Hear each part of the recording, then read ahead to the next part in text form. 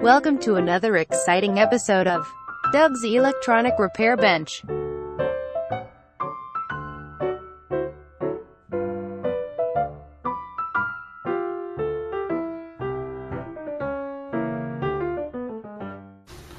Hi, afternoon YouTube, here with you on this Tuesday afternoon. For some reason this felt like Saturday, I don't know why. It's crazy sometimes, I'll tell you what. I did get some good items in the mail today. So without too much fanfare, let's get into it. Alright, this would be the radio that went to Pittsburgh. Cutworm's always talking about things going to Memphis. Well, this one went to Pittsburgh. Nobody knows why. It just did. I thought maybe the zip was wrong on the label, but I checked it. It's right. So, I don't know. Postal Service has weird ways sometimes. I worked for them for 18 years and learned to not question them. I figure they know what they're doing.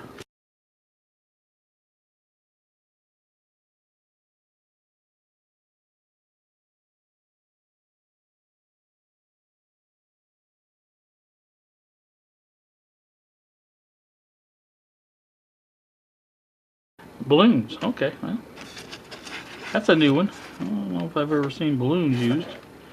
Packing material, especially if they're deflated. Oh, I think maybe they were inflated and got deflated on the way. I'm guessing that's what happened. And here's our little radio. Not bad. Not bad at all. Kind of looks nice.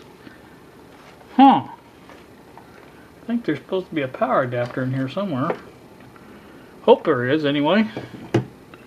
I know it uses 2 D cells, but... oh, there it is. Cool. Alright, well, there's our radio. I gave the ungodly sum of $13.03 or 4 cents for this. Yes, it is a Chinese special. The brand is #1 Hi-Fi. How is that for a brand? FM, TV, AM, shortwave 1 through 9, portable radio, DC 3 volts, 8 in China. Yep, that's what I bought.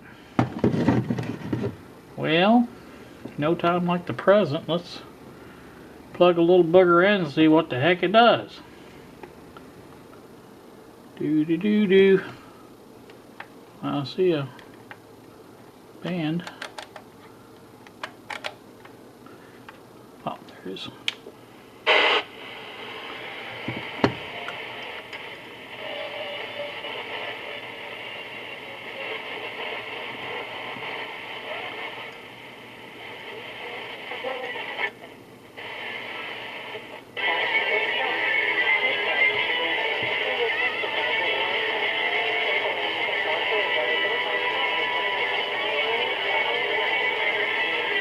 I think I'm on FM, I'm not really sure.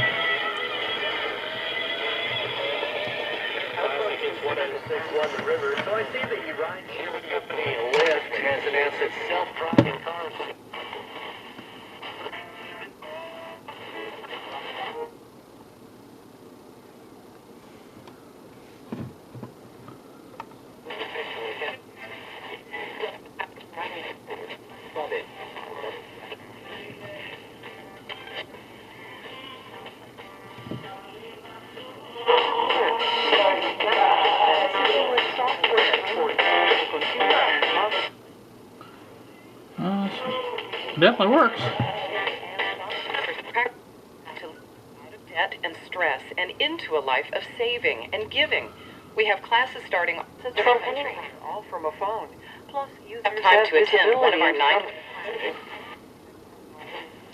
Seems to have some stations overriding each other there.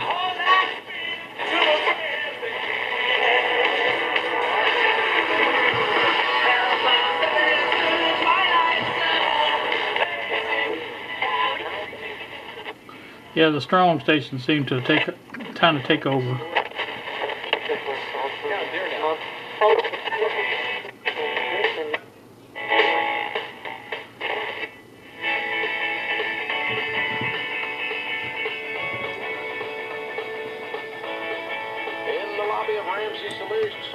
Nicholas and Dara are with us. Hey guys, how are you? Hi, we're great, Dave. Welcome, welcome. Where are you guys from?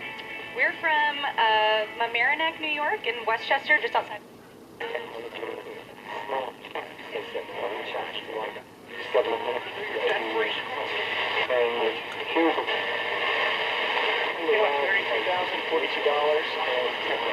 Alright, that's pretty much FM. It's pretty much what you might expect out of a cheap radio. Can't get to that one. There it is. Let's see if we can switch to AM. See what that does. Let's bring this down because I don't think it works on AM.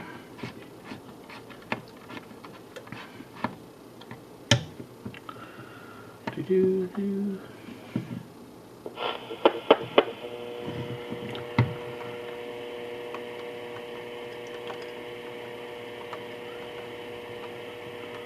Ooh, AM has no reception.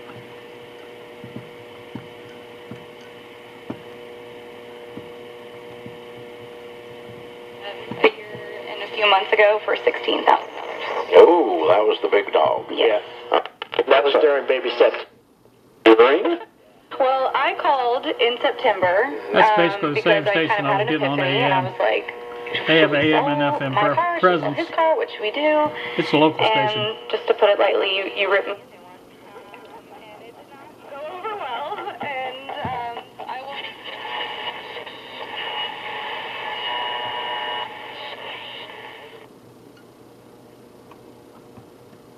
will. Not very good filtering on that wall work.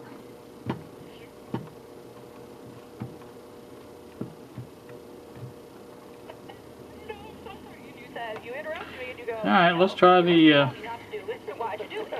shortwave.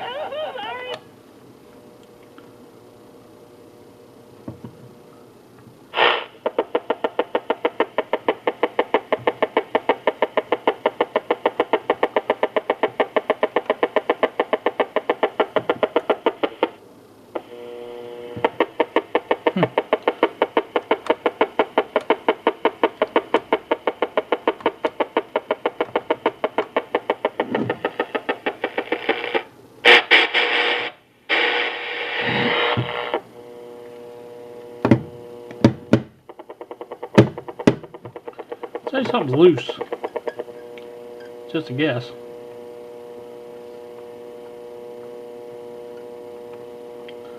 Alright, well, I'm not really impressed with that.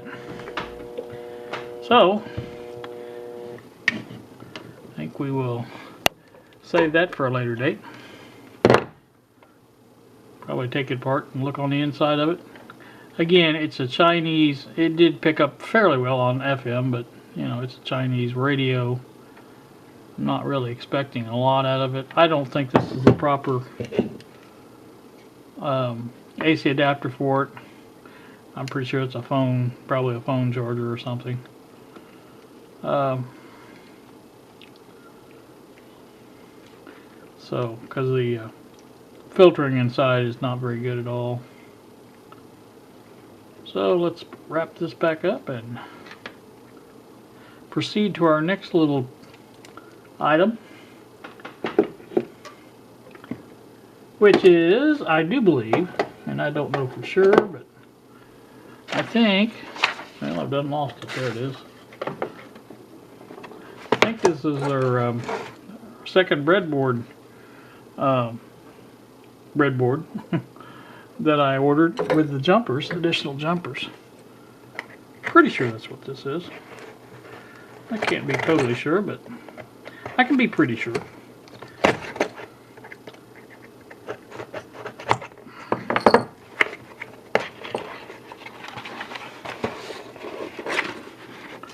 And that's exactly what it is. Here's the breadboard. And here's the jumpers. So happy about that. I will be putting that in with the rest of the jumpers and installing the new breadboard. Not really sure. I want to try maybe to put them side by side. I'm not really sure exactly how I'm going to do it, but I made sure it was exactly the same as the one I have. And so that's that. One more item out of the way and shipped.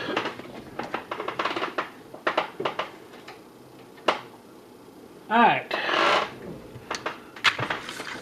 Let me get back on the other. I was going to try to do this today. I think I put another video up on this, or I made another video. I don't know if I'm going to use it or not. But I have this 10K, I have these two 1Ks, I have the capacitors. The only thing I really don't have is this 100K pot. And I did order some. Because I really don't want to try this circuit out. The guy, like I said on the other, I think I said it on the other video, Tanner Tech. He looks to be 15, 16 years old, maybe not quite that old, I don't know. But he's pretty knowledgeable about the stuff, and he did demo this working, so I just want to see if I can recreate it on the breadboard and see how well it does work. Now this 100K pot is supposed to let it tune across the entire AM band. Now Carl sent me a email, said that the 555 standards 555 doesn't oscillate high enough to do that.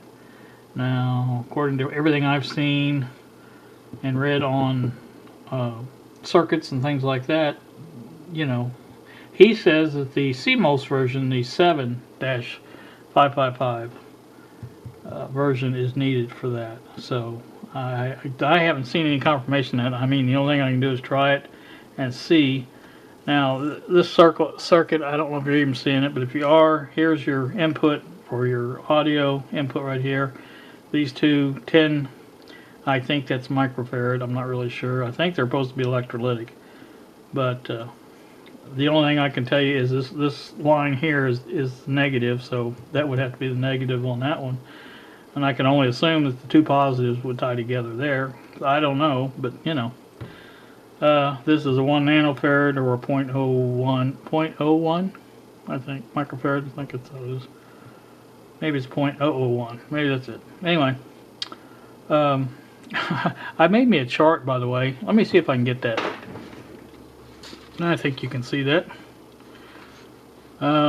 Basically, this covers all of the capacitors and the codes that go by them. And the way it is I like it because it's laid out in picofarads, nanofarads, and microfarads. So it basically gives you the, you know, each one, the comparison.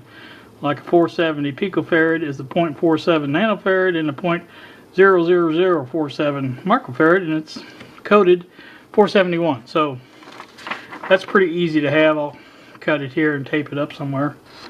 And in addition to that, I did this little Ohm's Law formula reminder, I guess is what you'd call it. And that's always handy to have because sometimes I forget. I'm not perfect. I know a lot of you guys think I am perfect, but I'm not perfect. So, anywho, I'm gonna get back on the other camera and close this out. Alright, now you see what I got in the mail today. Radio wasn't so great, but that's what we do here. We fix them. So I'd say, you know, maybe a little alignment might be in order for it. I don't know exactly. I don't have a schematic for it. I doubt if there is one out there for it, but you know, we'll see what we can find. And I'd like to try it on batteries also. Get rid of that hum, and then see what it picks up. You know, most of these radios, or any radio for that matter, picks up better at night, and that's when you really get the distance stations and things like that. So you might try it at night and see how if it works better or not. And looking forward to building this little AM transmitter with the 555 timer. That will be taking place when I get the potentiometer in the bale. It's coming from Colorado, I do believe. I think the deal was five of those for $3.99 or $4.99. I can't remember which, shipped. So I figured that was okay. So I looked at all my pots on the board, things like that. I had several of them, but I think they were all 5K. And there was a couple circuits in there that used 5K pots, 4.7, whatever. And I could have used one of those. I may still do that if it's going to take a while to get the other one in. I may go ahead and play around with test another circuit out. There's my two resistors. You can't see them down there, but I have the resistors and I have the capacitors. And like I said, all I need is the you know, I never thought about it. I could put a fixed resistor in there for the time being, because all that is a rheostat. In fact, I could even change. That might be the way to go. That would be a good idea. That's what I'll do in the meantime. Now, I like the idea of having one adjustment to adjust over the entire frequency. That was nice. But just to test it out, who says we can't put in, it's supposed to go from 0 to 100K, why can't we put in 47K, something like that, and see how it works? That should be in the middle of the band, and see how well it works. I like that idea. So, you never know, I have to pick up Lexi at 5, so maybe after that, I'll get in here and play around. I do want to put that other board on there, and I'm going to try my best to get that the one that's on there. And I don't know why I did that, but I went ahead and put it in the middle. I should have just put it on the end like I said I was going to do to begin with, but I didn't. So anyway, I got to see if I can get that other board on there, and I may just wait until later on and put that on, because I don't really need it for this project. So I think what I'm going to do is just go ahead and play around with this and see what we can come up with. I really want to do this for Carl, because I don't think Carl believes that they can be done with just a standard 555, and I'd like to not prove him wrong, but to find out for myself if they can, if it does, because, you know, there's a lot of misinformation on the internet, as you all know, and so, you know, it's kind of nice to be able to dispel any wrongdoing or whatever. And I did, by the way. I think you can see that. I hope you can see that. It is got both fuses in it now. It's got the batteries in it. That is one heck of a deal. I didn't realize this. I thought you got 4 batteries for $1. You get 8 AA batteries for $1 at the Dollar Tree. That's outstanding. But I did measure a couple of caps. I didn't realize this would measure caps too. It does. And they measured rather well, so I was happy about that. In fact, that's still what it's reading. I think I must have pressed the data hold on that. There. Over range. I don't get that, but whatever. So like I say, that's working. I still haven't got it calibrated. You know, I have over 100 views on that thread on the Antique Radio Forum. Not one reply. That must be a strange meter. Now, I've heard other people say they have them, so, you know, I don't know. We'll have to wait and see, I guess. But I think if I don't hear before long, I'm going to just go ahead and start twiddling with it and seeing what I can come up with. I've already decided on the range. I'm going to put it on the 400 volt range, I think, and try to put in a fairly high voltage, and see if I can get it calibrated that way, and maybe that'll be good enough for everything. I don't know. I hope. Most of these, like the Fluke, I know it was on one range that you calibrated on it and took care of everything. So we're hoping the Radio Shack meter is the same way. So, and I think the other Radio Shack meter I have is the same way. I think you put it on a certain range and calibrate it on that range, and it's good for all of them. So, anywho, all right, I have talked long enough, Marty, and I know, I shouldn't even mention your name, but I do. You guys have a great day. Still a great day here. Nice temperatures. It wasn't bad when I went out and got the mail, so. You have a great day. Thanks so much for watching, and we will see you.